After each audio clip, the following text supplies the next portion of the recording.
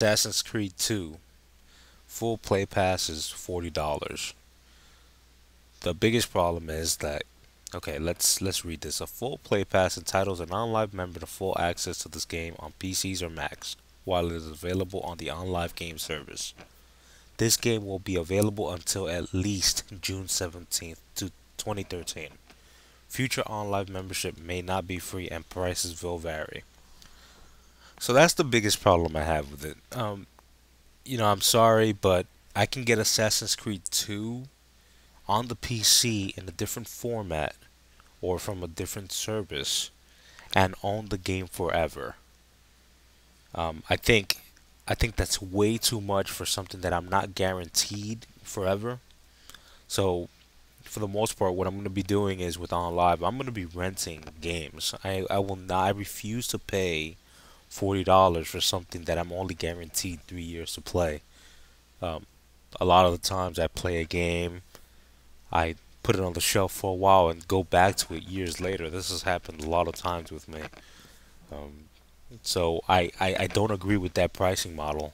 But again, if you have a lower end PC and have an integrated video card or your computer's outdated, might be the only way to go. But I strongly suggest to rent it. I would not buy a full play pass at the moment. I just don't think it's fair to the customers. I do like the service, as you can see. There's not a lot of negatives I can point out besides small things just like navigation issues and stuff like that, but that can be all sorted out. The I have a big issue with the full play pass, and that's something that I cannot stand for. I'm not that I think that's wrong. So let's go to cancel. Let's go back. Of course, Assassin's Creed doesn't let you rent the game. Batman Arkham Asylum does, and here we go. You can see that right now. Same layout, same stuff, same tabs. So 5 day play pass for Batman Arkham Asylum is $6.99. 3 day play pass for Arkham Asylum is $4.99. And I think that's pretty fair for Batman. Batman is a fairly short game, so if you have 3 days, let's say a long weekend, and you don't really have much to do, you can rent Batman Arkham Asylum for $4.99 and finish it and be done with it. Um, it's almost like when I was younger, my mom would go to Blockbuster and rent some games for me, finish it over the weekend, and be done with it. I, you know, because let's face it, you cannot rent PC games. At least not in the United States that I know of. It's almost unheard of. So I think this service provides that.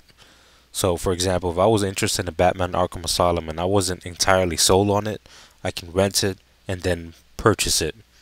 For some reason, you can't buy the full play pass on Arkham Asylum, but I'm pretty sure that will be addressed. And we go from there. I think that's a good thing. I think being able to rent the game is a good thing, especially on the PC, because that's from what I remember, man. I have not been able to rent a PC game. There used to be a local shop that would rent them, but as far as anything recent, it's been a very long time. So let's cancel. Get out of there. Let's check Borderlands. Let's check the play pass here. Now this is where I have another small issue with the renting on Live. I think that all the rent should be priced fairly the same. Borderlands and Batman are fairly recent titles. They're not like 5 year old titles. I think that those prices should be fairly the same. Like I'm not really sure why I have to pay $8.99 to rent Borderlands or $5.99 for a 3 day pass for Borderlands.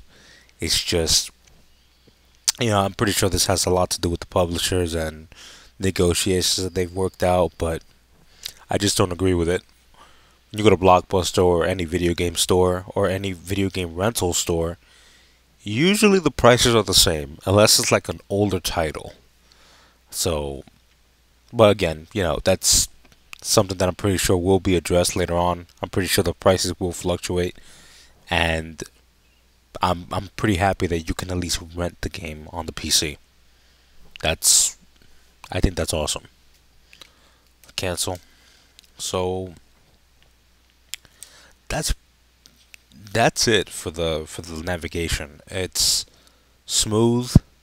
I strongly recommend people checking it out. You have nothing to lose. It runs fairly smooth. If you're playing on a laptop, it will look great. And I will upload more videos showing how smooth the game plays and everything to what to expect. One thing I would like to note is that games are not gonna look as smooth as they would on your hardware. Let's get that out of the way right now. Is it playable? Yes. Is it smooth? Yeah. Does it look good? Sure. It looks great. But just don't expect the same exact experience as you do on your own hardware. Now, OnLive is promising that they're going to be working to get 1080p streaming video, which is very promising to me. But I just think it's going to require an amazing amount of bandwidth, and I think it's going to cause a huge strain on a lot of people's internet connection.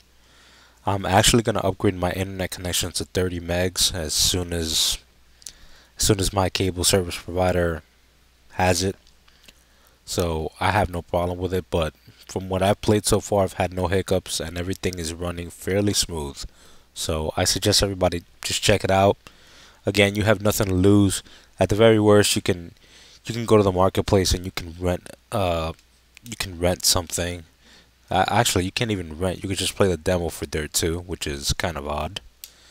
But for example, if you wanted to check out Batman, never checked it out, you know, $5, check it out for 3 days, play it, you're good to go.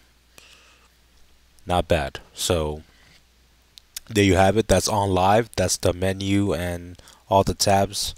I will be uploading videos of gameplay footage. Subscribe to me on YouTube and check out zeroscore.com. Thanks a lot.